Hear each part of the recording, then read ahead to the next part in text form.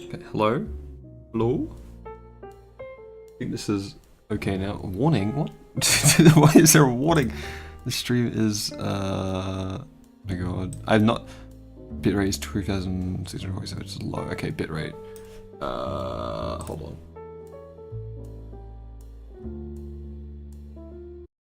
Background audio to, I've got a video playing background audio. I'm gonna set it to 144p, so hopefully it uses less of my internet, and then the bitrate's gonna be okay. I'll also close the stream tab. Well, but yes, how do I sound? Do I sound bad? Good? I made a new OBS scene for this, and tried setting up a noise gate. Hopefully it's not like cutting me off mid-speech or anything. Bitrate 6800. Okay, what's my bitrate? Oh my god. Sounds good? Okay, cool. I haven't streamed in a long time, so I'm trying to figure everything out. Let me just change this bitrate in my OBS settings. I'll give it a few minutes, so people can get in here. Stuff like that. But yeah, hello. This is a big channel update stream. Yeah, I have not streamed on YouTube in, I think, 6 years. I think the last time I streamed, I can probably check it right now actually. Last time I streamed was in 2019. I think I streamed myself playing a Pokemon ROM hack of like Gold 97, I believe it's called. Take a look. But yeah, how's everyone today?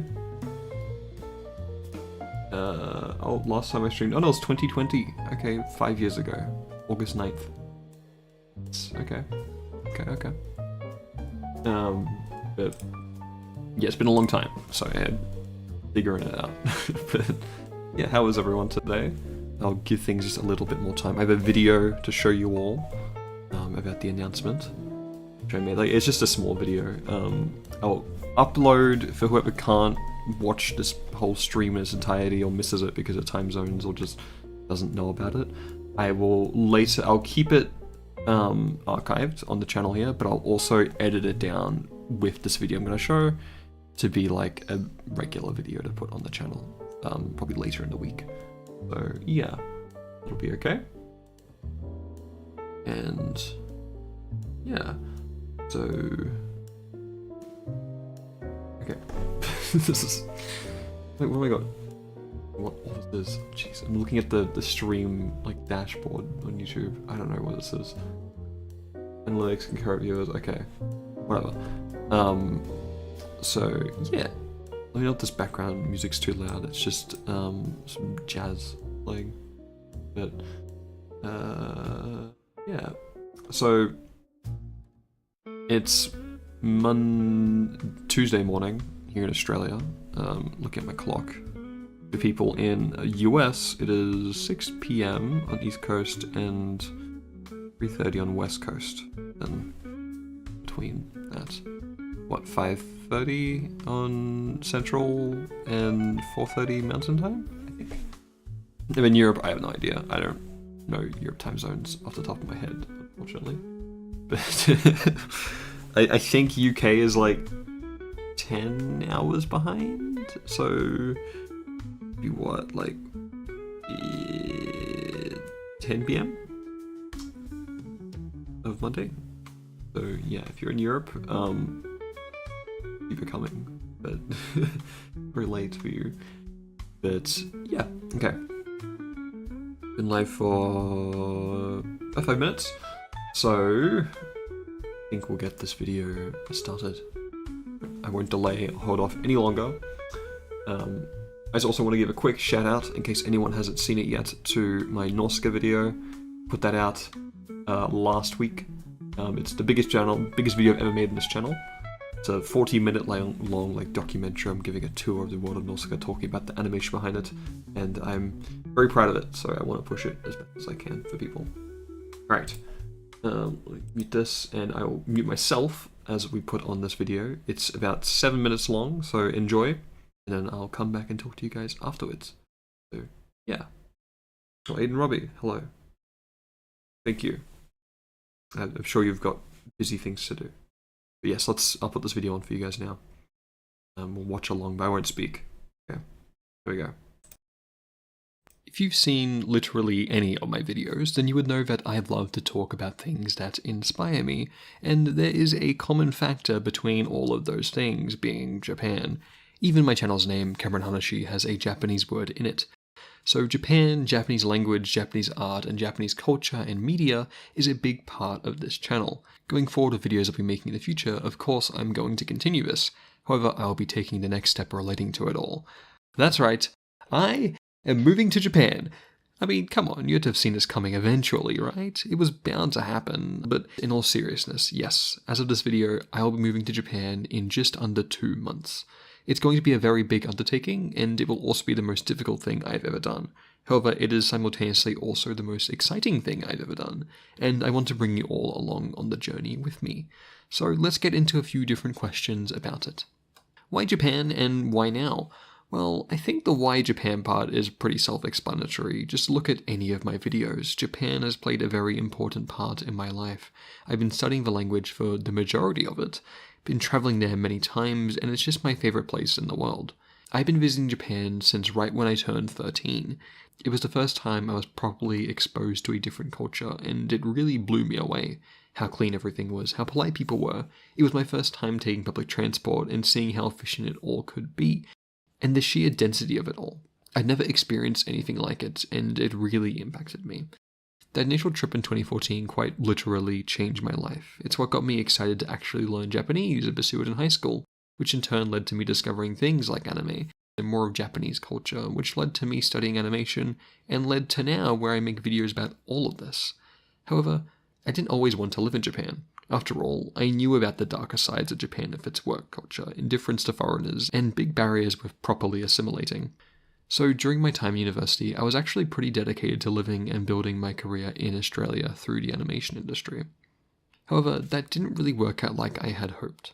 Finding an industry job was tougher than I expected. Animation jobs in the city I live in are very competitive, even more so if you're a 2D artist like myself. And I can't really afford to move between all of the expensive major capital cities of Australia for each gig. Coupled with the major housing and cost of living crisis here, I quickly found my motivation that I had prior waning. I just found that it wasn't really the industry that I wanted to work in or work towards. So throughout 2023, I just worked and saved up. I decided to also do a Japan trip at the end of the year, a month in Japan alone, my first time going in about 5 years. I was worried though that in the time between 2018, my last trip, to 2023, that I may have grown apart from Japan or lost interest. I actually found that the opposite had occurred. On this trip, my love for the country only grew exponentially. I got to see all different parts of Japan I'd never seen before, the wintry north of Hokkaido, the big bustling cities like Tokyo and Osaka, and the quiet countryside, and I was able to do it all by myself, experience the good and the bad. In my last week of Tokyo staying in the suburbs, I started to seriously think for the first time what it would be like for me to live in Japan, what it would take. Yes, Japan does still have its bad sides, but now I have also experienced firsthand the bad sides of Australia, the country I've grown up in. Now as an adult, I know that no place is perfect, and that they all have their own problems and benefits. But I also now know what kind of things I value in the place I want to call home. Somewhere more affordable, somewhere with lots of beautiful nature that's also easy to access, a rich public transport system, somewhere that really values the arts, somewhere with a rich history and not somewhere I can't go outside for half the year without a severe risk of skin cancer because of the absurd UV level. Yeah. It was my final day in Japan that I realized this. Right at the very end of my solo trip, I was in Suginami Ward of Tokyo, and I was sitting on a bench in Tokaido Park, watching the sunsets and families play. I was sad that I was leaving the country, but it also gave me hope, something else to strive for.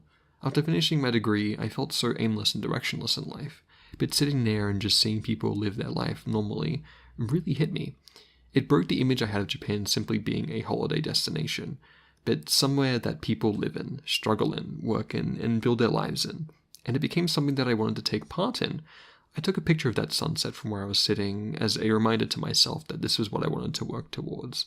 And someday, I'd be able to come back to it, having that goal fulfilled. That picture has been my channel art here on YouTube ever since, and that has been what I've quietly been working towards throughout my time making videos here. So after almost 2 years of saving, working, getting more life experience, and thinking about the best way to do it, I now know that I genuinely want to at least try living in Japan, and that's what I'm going to do. So, how am I doing it? I mean, it's not like there's a visa that just lets you move to Japan and do whatever you want, right? Well, there kind of is, actually. For some countries, there is an agreement with Japan called the Working Holiday Visa, where people from the ages of 18 to 30 can get a visa, typically for up to a year, where they can live in Japan with the main purpose being to holiday, but they can also work to support themselves while doing so. This is the visa I'll be going with. After doing a lot of research about all the different visa options, I found that this is the best one for me at this time. It gives me the most freedom in regard to the work I can do, and also allows me to experience living in Japan for a shorter time to see if I actually like it. Most people, especially from Australia, tend to work in ski resorts, which is fine, but people who do this mainly just spend their time partying and surrounded by other foreigners and tourists. So they don't get to learn much Japanese or experience a lot of what actually living there is like. This is not what I plan to do. The main purpose of this for me is to properly experience living a normal life in Japan, the good and the bad, and I really want to improve my Japanese skills through immersion. But in regard to work, my goal is to do freelance art and illustration whilst networking with the Japanese arts industry and making friends in Japan. Who knows what will happen from there, but I'm excited to at least delve into it. I'll also obviously continue to make videos about it all. Speaking of which, what kind of videos will I make? Now, that's probably the most important thing, right? By far the most common type of video you'll see by foreigners living in Japan are tourism-related videos. Top 10 things to do in Tokyo, secret hidden gems in Japan that you didn't know about, over-tourism is ruining Japan, stuff like that. This is not what I'll be doing. I think this kind of genre is way too oversaturated, and there's nothing that I feel like I can really add to it that would be worth much value. I would just be another white guy talking about all the same spots as everybody else. Instead, I just want to make the same videos I currently do, but in Japan. So storytime animations, deep dives into specific games or anime, stuff like that.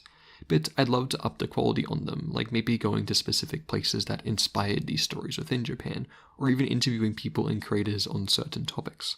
As well as make videos about my life in Japan, how I go finding work, things I've learned, or info about the creative industry there. I'd also like to experiment a bit with vlogs, just going over my casual daily life, maybe updating you guys on what I'm working on, or watching or playing, stuff like that. Just a very personal, diary-like kind of channel. However, I've never been big on having my face on camera too much, so we'll see how that goes. But above all else, I want to be drawing more and creating more while I'm in Japan, so I'll be sure to document it all. There's still some time until I actually move in November, but I'll be busy working on a backlog of videos to release whilst I'm moving and getting settled in. And I have a few videos in mind relating to the move leading up to it, so please do look forward to that. But this is a really exciting next chapter of my life, and I'm really looking forward to bringing everybody along with me. If you've... Yeah, so that's it. This video. Yippee! Haha! I'm moving to Japan. I almost forgot. But yeah, I am moving to Japan this year in 2 months in November. So you might have seen on the calendar already, and November 2nd is the day that I actually fly from Australia to Japan. And I'll be going on the working holiday visa. So that is, for Australians, allows you to stay for up to 18 months in 6-month intervals. So repetitive. So your visa is valid for 6 months at a time, and you can renew it twice. So, yeah, my plans is initially... Actually, hold on. I spoke a little bit about wanting to do vlogs and stuff, so putting my face on camera. Speaking of which... Hello, this is me. Technically, my face reveal, I guess, but I've shown my face in videos briefly before. Yeah, hello. We get this stream dashboard off of here. Japan, hello, Google Images, that's much better. I don't have a good webcam. This is like a Microsoft Life Cam or something that I've had since COVID days. Yeah. And hey, look, I'm cosplaying as myself. I got the white button-up shirt and the blue sweater. Wow. You can't really tell because the colors are really bad though. But yeah. So, yeah. I am moving to Japan in November.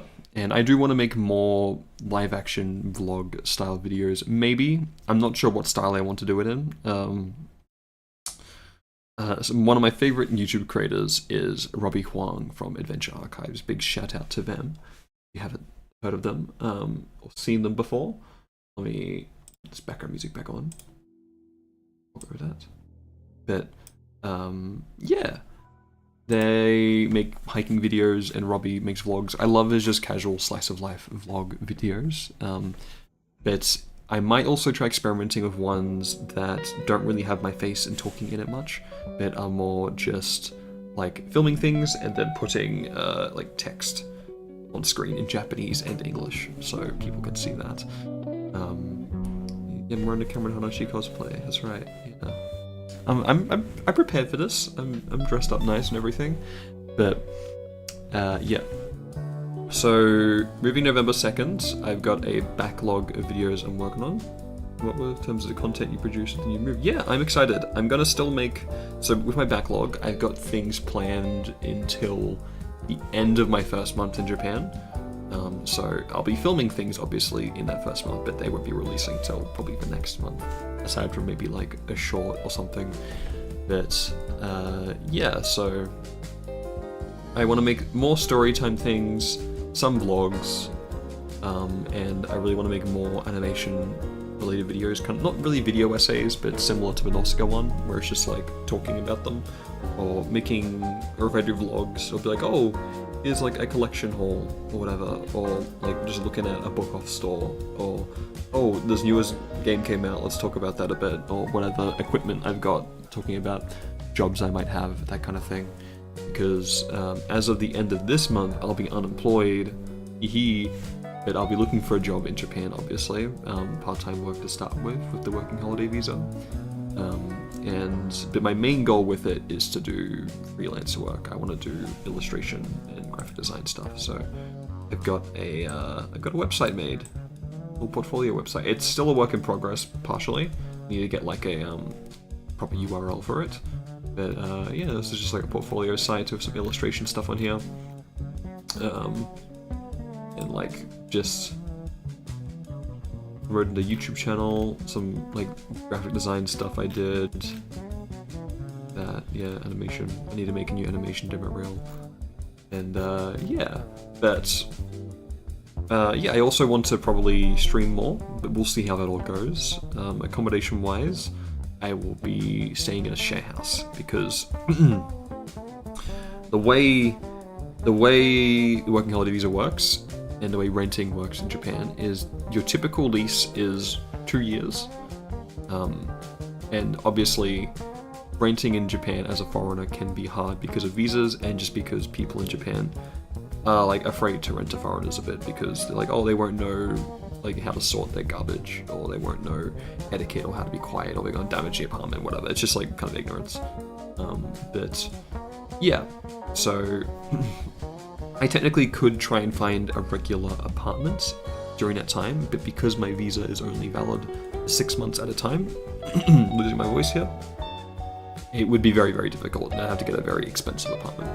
So I will be in a share house for that first, like, but yeah, for the working holiday visa duration. If I end up getting like a full-time job or something, who knows, I could probably get a proper visa and then get a rental place, but who knows what will happen. It's all up in the air. Excuse me for a moment, I'm gonna cough.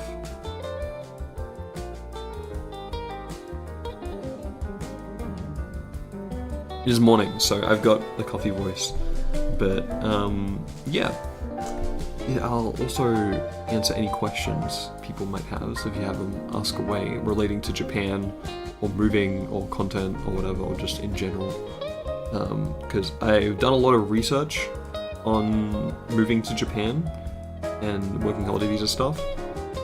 So I know quite a bit, but obviously you have to do your own research for this kind of thing, because it's immigration, and it's weird because it's very, like, what I found when I was researching and just looking into it all is it's not easy to find a lot of this information, and they're not very clear about it. They're not very cut and dry about what you can and can't do, what the requirements are. When I was filling out my application for the visa, I emailed them multiple times for clarification about certain things because at least at the embassy or the consulate here in the city I live, they had like spelling mistakes on the website. So yeah. And do you wear wigs? Yes, I do not wear wigs. Will I wear wigs? Maybe. When will I wear wigs? Maybe in a future video. We don't know. Yeah, but from my IRL job, I kind of help people with their visa applications a bit, and I often see a lot of people get rejected for things. They come in because they got their visa rejected because they don't fill things out properly. So my goal was to get through a rejection-less run, and I handed in my application like, oh, it's perfect. I had every detail explained properly, thoroughly, so I got my visa approved very easily, very happily, and yeah, pretty good. So yeah, my main goals on this visa is to have like a year or a year and a half of following creative work and experimenting and just trying to live in Japan and seeing if I can make it work and if I enjoy it. So freelance work, networking of Japanese artists and creatives, making videos, streaming as much as I can, all of that, and trying to immerse myself in Japanese as much as possible. So trying to make friends in Japan that are all Japanese people, working a Japanese job, dealing with Japanese customers, and just dealing with the Japanese government system for registering address and everything, and properly practicing my speaking and listening skills. Because that is my weakest skill. Yeah, 100% of it. I'm perfectionist. But yeah, so my reading and writing skills are much better than my listening and speaking skills for Japanese. That's because I'm just an introvert and I don't get as much chances to practice speaking and listening. It's mainly just when I visit Japan. I've been trying to practice more with listening, by listening to Japanese podcasts and literally annotating and writing down what they're saying and practicing that way. But, and I've helped some Japanese people at my job, and I've been able to understand them and communicate with them fine. Like, it's kind of, it's about conversational. I struggle a bit to create sentences on the fly, or if I'm, like, at my work, because I'm not in Japanese mode, so it's difficult. But when I'm living in Japan, hopefully it'll be a lot more just constant, and I can always be in that mode. I started learning Japanese, I'll read the comment. So did you start learning Japanese since your first trip there or a few years after? So I technically started learning Japanese from when I was about 8 years old in 3rd grade. But it was primary school, but we didn't really learn much. We just learned random phrases, and it was more like Japanese culture. So we learned like, oh, suwatte. These would be like, oh, suwatte kudasai, tate kudasai, like, please sit, please stand. And we didn't even learn hiragana or katakana. We would learn random individual characters, just contextually, but we didn't actually learn how it worked or how it functioned, or like the hiragana chart or katakana chart, or how to properly read. We were never told the difference between like hiragana, katakana, kanji. And then, so I just did it in school because I had to. It was like once a week. We'd like, oh, the teacher made like rice. We can make rice balls. We watched an anime movie, the first 20 minutes of Studio of Totoro, like 5 times.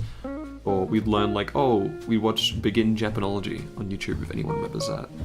Or we would like, oh, this is like what scissors means in Japanese. I actually don't remember what scissors means in Japanese. Or we'd be like, oh, this is what's like letter is, or something like that. Just kind of related to the thing, like Easter, sunny. Yeah, but yeah, so we'd learn random things like that, and then I went to Japan in 2014 because we were just like, I never went on overseas holiday. We was like, oh, we really want to go. We always thought we'd go to like America. They're like, oh, Japan was cheap because it's from Australia. So we went to Japan. I was like, oh yeah, whatever. I remember like a friend I knew went to Japan once before. I was like, oh, I guess I'll look up some stuff that you can do here. And I found Super Potato, if anyone knows about that. It's the very big kind of tourist trappy retro game store in Akihabara in Tokyo. I found like a video tour going through it, and it like blew me away because this was right when I got into like retro gaming stuff, like with the Game Boy in 2014. So then I got super excited for Japan. and I remember watching a video of my mum about things to do in Tokyo, and that also got me excited. And then we went to Japan, and it like really blew me away. We went to the Ghibli Museum for some reason, even though I hadn't properly seen any Ghibli movies at that point. I think it had only been like Laputa and maybe Spirited Away. It really blew me away, Japan and everything, and that's what then made me want to study Japanese in high school. I was originally going to do Italian because where I'm from, everyone's Italian for some reason, so and I felt excluded. So like, oh yeah, I'll learn Italian. But then I went to Japan, loved Japanese, and just loved Japan, and then continued studying Japanese into high school. So I did that all throughout high school, and then when I finished, I just kept doing it, and I've been studying Japanese every day since. So I've been studying Japanese every day from mid-2019, but I was still studying it consistently before then. But my high school Japanese wasn't even the best.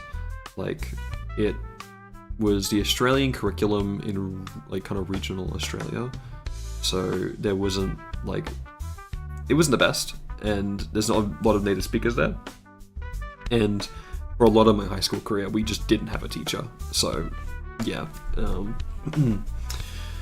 I did have a really good teacher from grade 11 to 12. He was amazing, but he also didn't like living there because it was kind of racist up there, just like uncomfortable for him being from Tokyo to suddenly a small Australian town. So he eventually moved away, but I've been studying Japanese ever since, and that's what really made me improve my like Japanese, was just solo studying. And I've got a video I'm gonna make hopefully later this month, probably going through my studying process for Japanese and what I personally do, like in regards to reading, and a bit more about my personal history with Japanese language learning. So yeah, but yeah, good job, have fun at work. Thanks for coming by. But yeah, so then I've been to Japan 6 times, I think. So 2014 was my first trip, in September. And then we went again in 2015 in December because I was like, oh, it's cheap. And my older sister convinced my parents to buy tickets. So, yeah. And then I went in 2016 with school as a part of like a cultural exchange thing. Yeah, again in September. And then 2018 in December again. And then nothing because of COVID to that, so I didn't go again until 2023. So that was my big month-long solo trip, which I've made videos about in here before, where I went to Hokkaido, and that was the main new thing. I'd been to Kyoto in 2015 and 2016, and Osaka a little bit. And then I went again last year with my roommate Steph, who was just here in chat, because she'd never been. And we went with a friend of hers as well, Catherine. And we also made a video about that, talking of her. That was her first time ever going to Japan, so I was kind of like the tour guide for that one. You cough again, sorry. Yeah.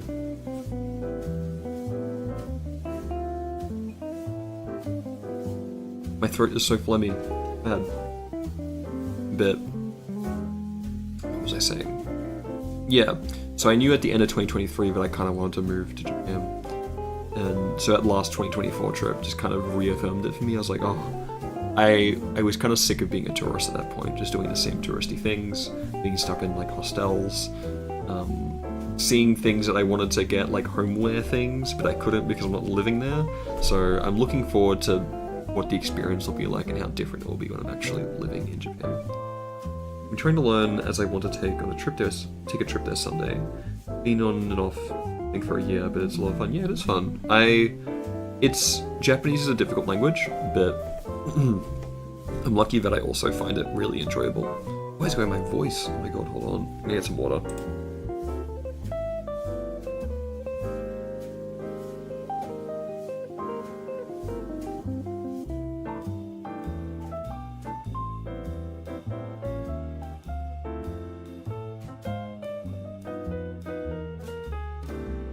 I guess that's what happens when you speak first thing in the morning. But yeah, I hope you two get to take a trip there someday. It's definitely worth it. But yeah, I just enjoy like learning different kanji readings, and I picked up hiragana and katakana really easily.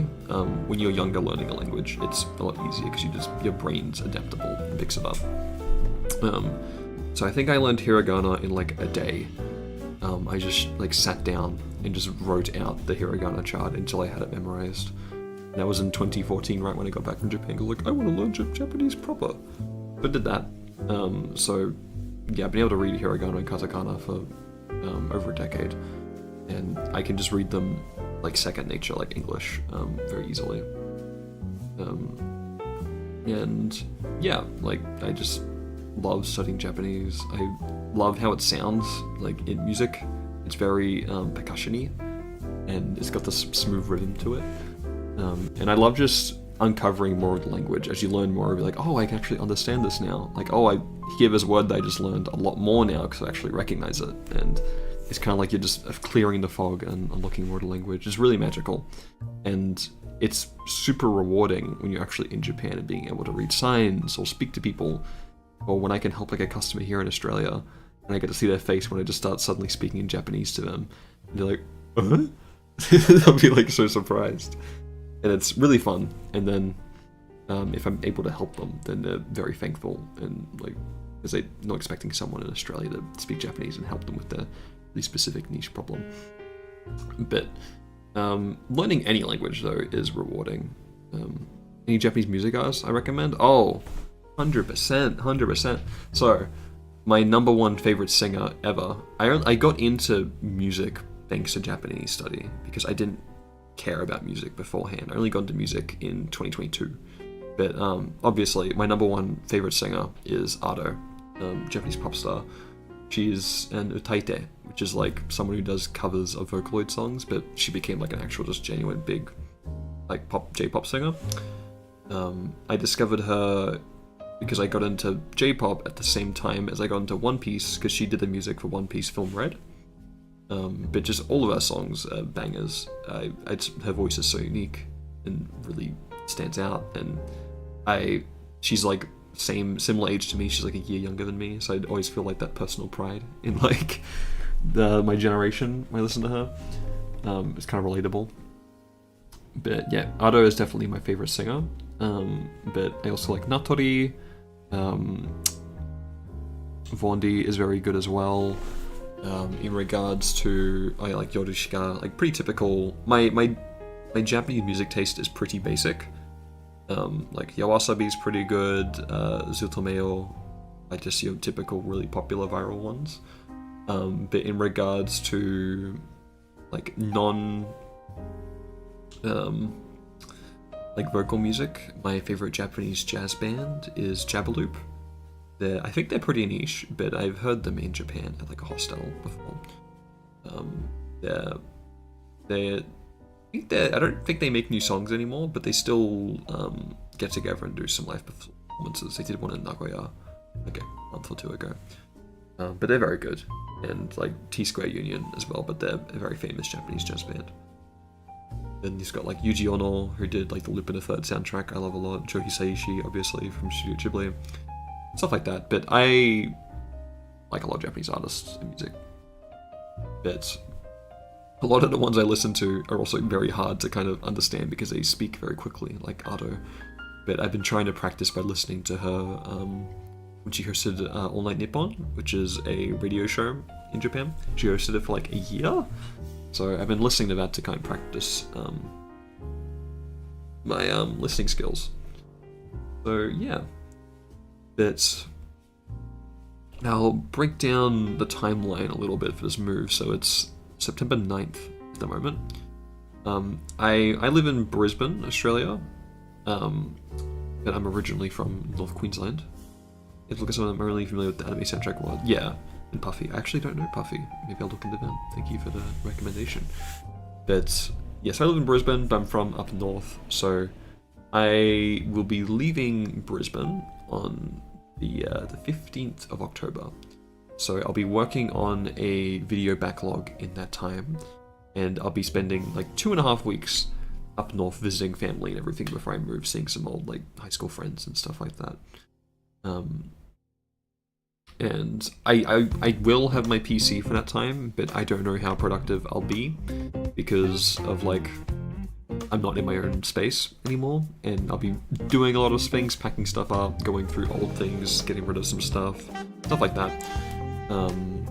So I'll be doing all of that, but I will try and do some work up there because it will be boring, because I'll be with my parents and they live literally like in the middle of nowhere. They live off grid. So yeah. Turn this up a little bit. Yeah. But like in the bush. So, and then I'll be flying out from Cairns to Japan, excitedly. So yeah. Which is like Australia's northernmost tropical city, aside from Darwin. But yeah, I am really looking forward to it.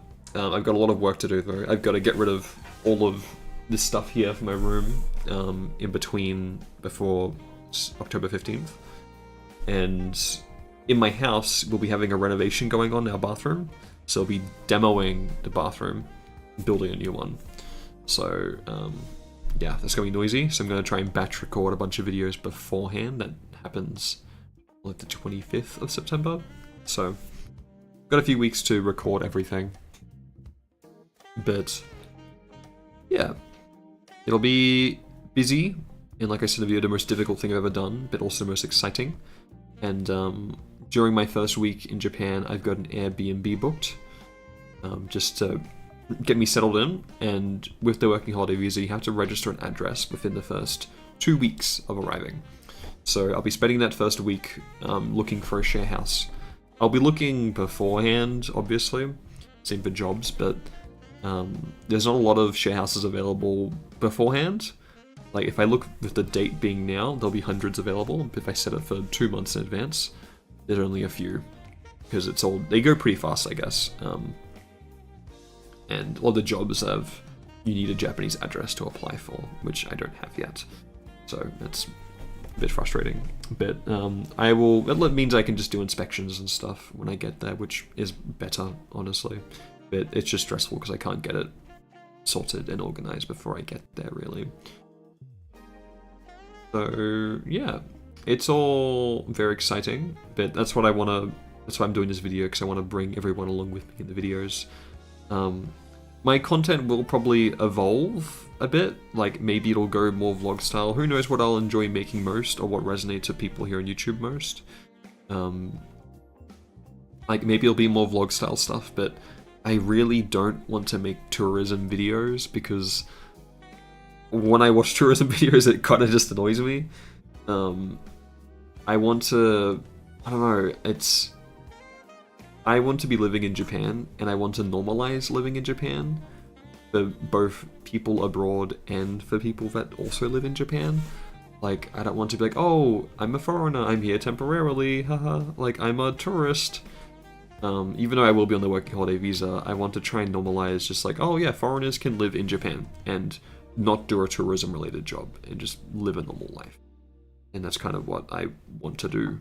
So I want to really make videos normalizing that and just be like, oh yeah, here's a pretty mundane day in Japan. Like maybe I'm just doing laundry, working on a video, and then going for a walk in the park in the evening. But I want to kind of, I guess, like romanticize it a bit for the sake of the video. But it's kind of like a slice of life anime, I guess. Or like a Ghibli anime, like the little moments. I don't want to be like, oh, top 10 things to do in Tokyo. Here's all the brilliant things you can do. You can eat the ramen. And you can, did you know there's this place in the, like, I don't know, stuff like that. Or just make videos about how hard it is to be a foreigner in Japan, because there's so many videos complaining about Japan, and there's also so many videos being like, oh, Japan is perfect. But there's no real happy medium. And no one really treats it like a real place online where real people live. So that's what I really want to try and push. And who knows, maybe that will resonate with people, but I want it to be the focus, and like the thread going throughout it all is art and animation related, because that's what I'm really passionate about, and that's what I do.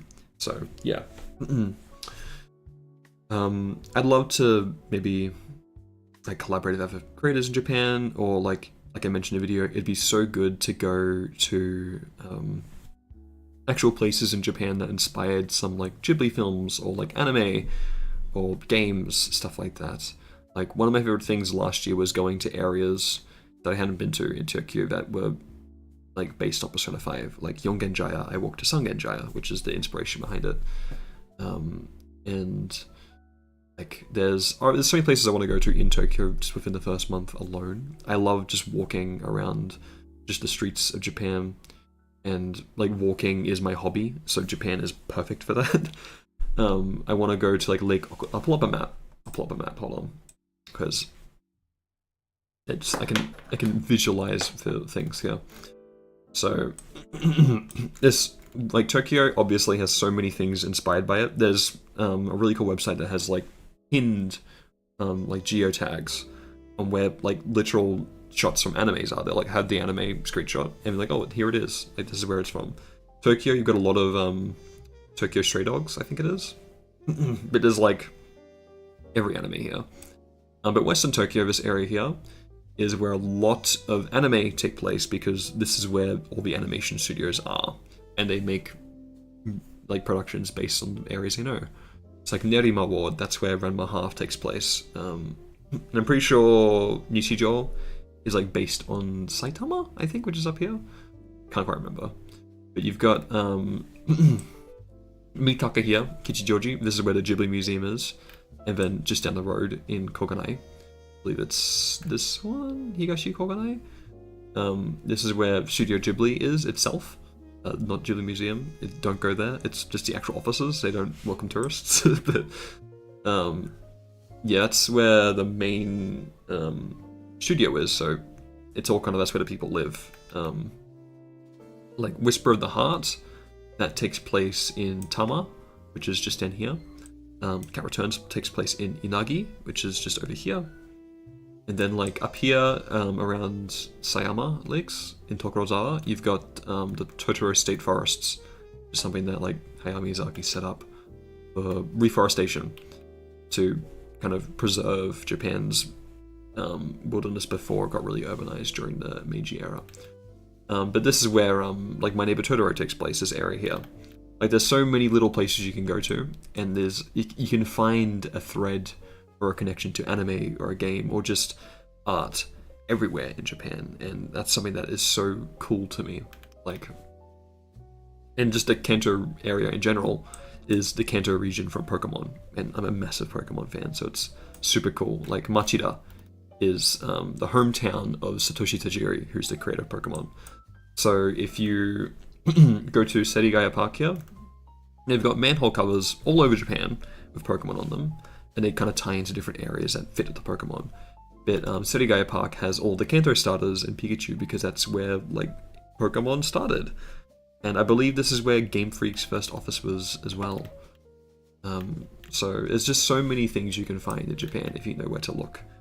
Yeah, I do know my Tokyo. I am a massive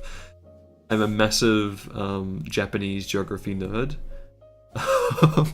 You don't know half of it. Like I know probably too much for someone who doesn't live there, but that's what gets me really excited about living there because I just love learning about it. There's so like I can go to anywhere in Japan and find something interesting for me to do. Like with the train lines and everything, it's just so cool. Like, and there's lots I haven't been to. Like I have a map drawn where I've colored in every single municipality that I've been to in Japan, and I've been to like none of them, but I've been 6 times. But a lot of it you can't really go to easily on a holiday because either you need like a car or it's just out of the way. You can't justify it. Like I've been meaning to go to Lake Okutama here. Where is it? Here. For years now, but it's just kind of far out of the way. It's like 2.5 hours by train from like central Tokyo. But when I'm living there, it'd make like an excellent day trip to break things up, and it's like pretty cheap as well. Same for like Fujikawa Guchiko to see Mount Fuji. But like even like Hokkaido, I was so excited to go there because it's based on the Sinnoh region, which is my favorite Pokemon area. So you got Lake Toya, which is where Lake Verity is. and that was one of my favorite places in Japan.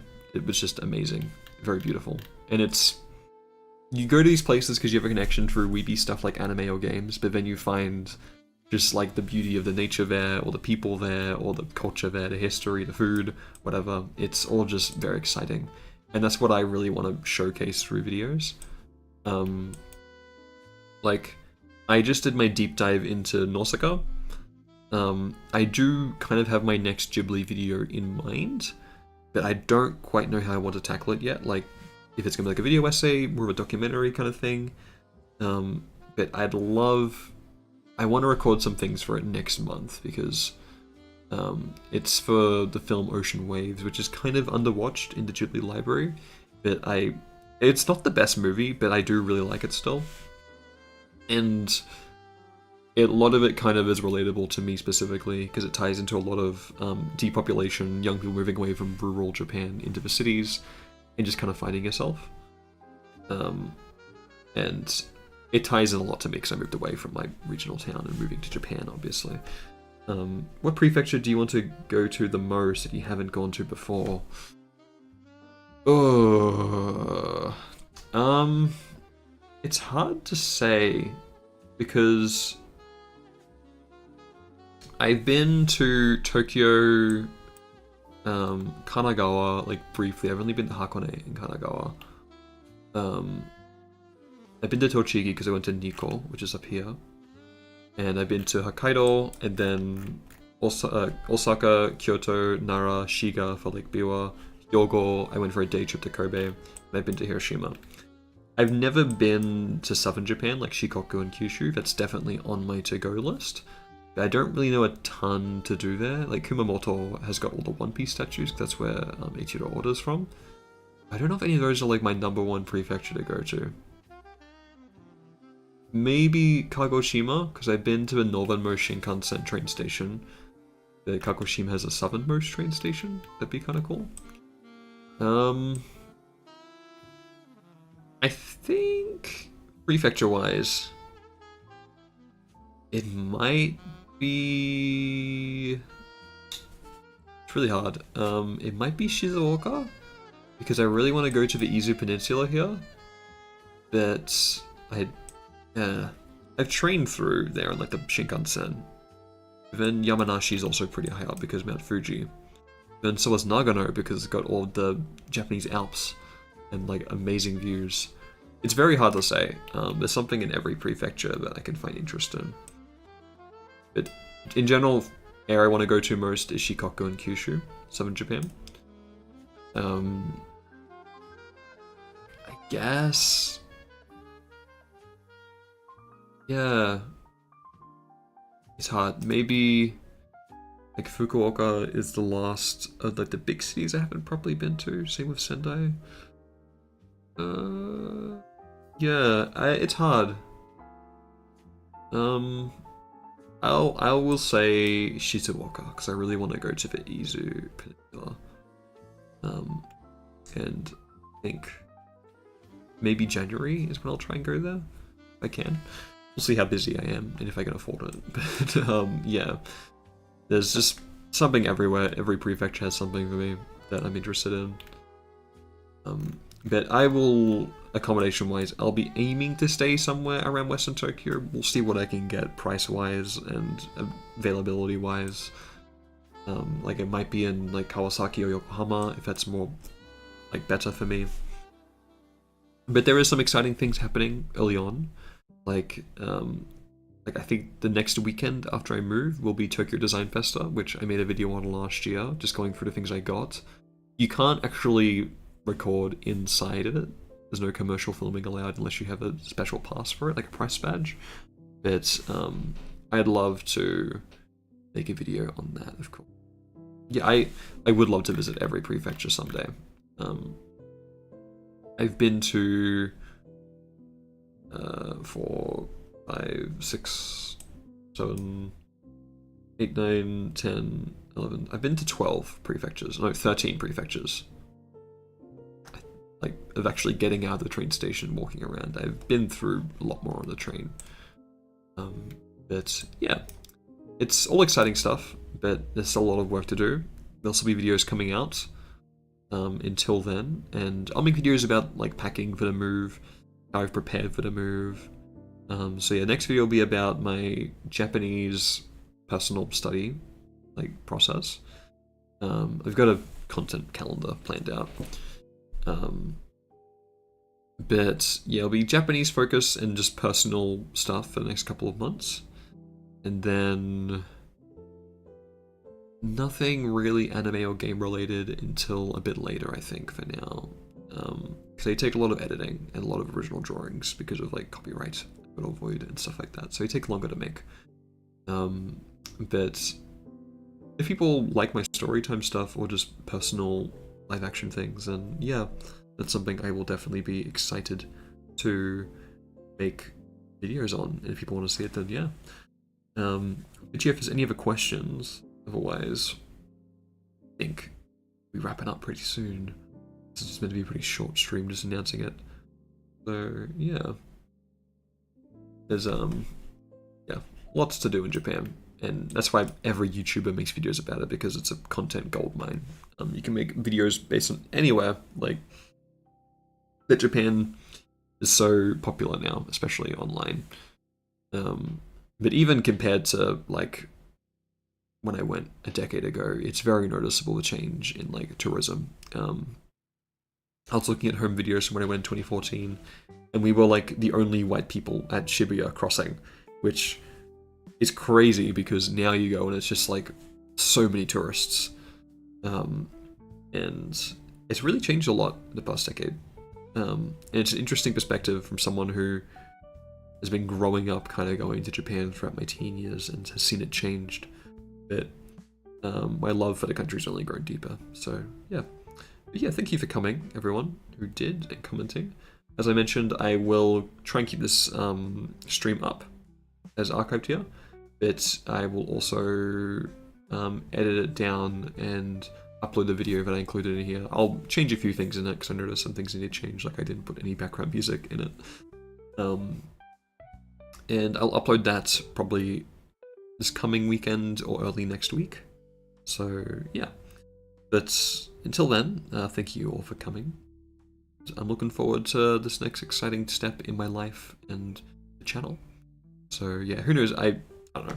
If people like it, I'll keep doing it on this channel. If it's like too different or kind of weird having anime things, game things, and like vlogs or whatever, maybe I'll make a separate channel for vlogs or something. Who knows, I don't really know. But I'll also want to be doing some more streams leading up to it, just because I'll be away for a little bit, like a month of moving and getting set up. So I'll keep you all posted on the community tab.